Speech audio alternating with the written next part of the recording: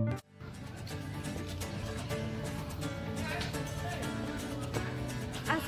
warahmatullahi wabarakatuh. Shalom, namo buddhaya, salam kebajikan.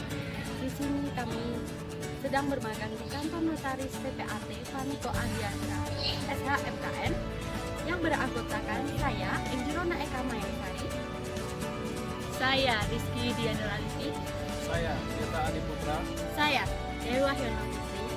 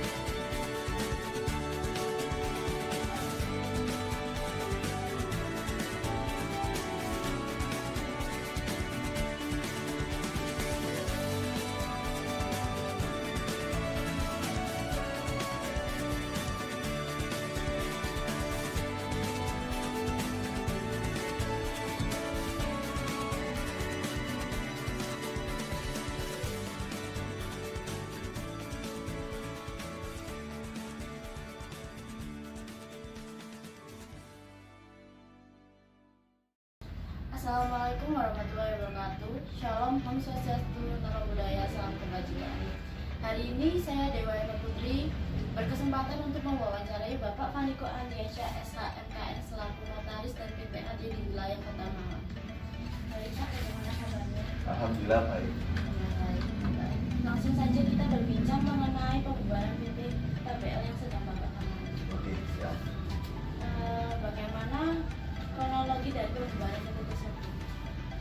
Kronologinya yaitu pertama PT tersebut membuat PT mendirikan suatu PT itu pada tahun 2018 yang bergerak di bidang restoran. Ternyata dalam perjalannya waktu ternyata restorannya itu kurang berkembang gitu. Kurang berkembang, namun di sisi lain apabila kita sudah terikat dalam pembubaran PT, ada kewajiban yang harus dilaksanakan.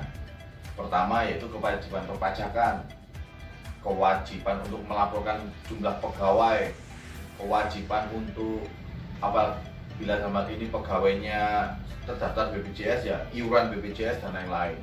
Nah, oleh karena pertimbangan hal-hal itulah kemudian orang ini atau klien saya ini datang ke kantor saya untuk melakukan pembubaran suatu PT tersebut. Dikarenakan memang sudah tidak bisa diselamatkan usahanya sehingga mereka ingin membagi modal yang sudah disetorkan dalam PT tersebut. Jadi peran notaris dalam pembubaran PT ini bagaimana? Jadi peran notaris dalam pembubaran PT ini yang pertama pastinya membuatkan akte pembubaran.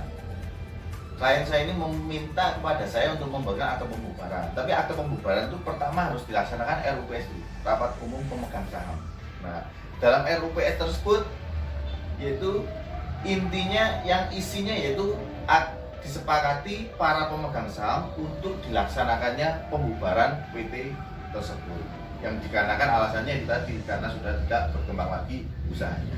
Sehingga setelah terjadi pembubaran nanti mengembalikan modal-modal yang para pemegang saham sudah tanamkan di PT tersebut. Jadi kalau menurut Bapak hambatan Bapak membuat pembubaran PT? Hambatannya sih pembubaran PT yang pertama itu ya mengumpulkan para pemegang saham ya. Soalnya kan pemegang saham tidak cuma 1, 2 atau 3 orang. Dalam hal ini ada 6 atau 7 orang. Sehingga untuk mengumpulkan para pemegang saham itu ya agak sulit. Tapi kemarin ya alhamdulillah orangnya bisa hadir semua, sehingga saya di sini berani untuk membuatkan akte RUPS setelah otentik. Hambatannya itu aja. Jadi pembuatan PT itu sudah selesai. Sudah Belum, tahapannya masih banyak sekali. Soalnya pertama tahapan pembubaran PT itu yang pertama kita harus melaksanakan RUPS. RUPS yang di situ setelah RUPS selesai itu akan diumumkan di koran atau surat kabar selama 2 bulan berturut-turut. Fungsinya apa di sini kita melaksanakan atau mengumumkan di surat kabar? Fungsinya apabila ada orang-orang yang merasa ada utang ataupun piutang dengan PT tersebut bisa segera menghubungi PT tersebut selama jangka waktu itu tadi, sehingga jangan sampai PT itu sudah dibubarkan, orang itu baru meminta pertanggungjawaban. Itu agak repot nantinya.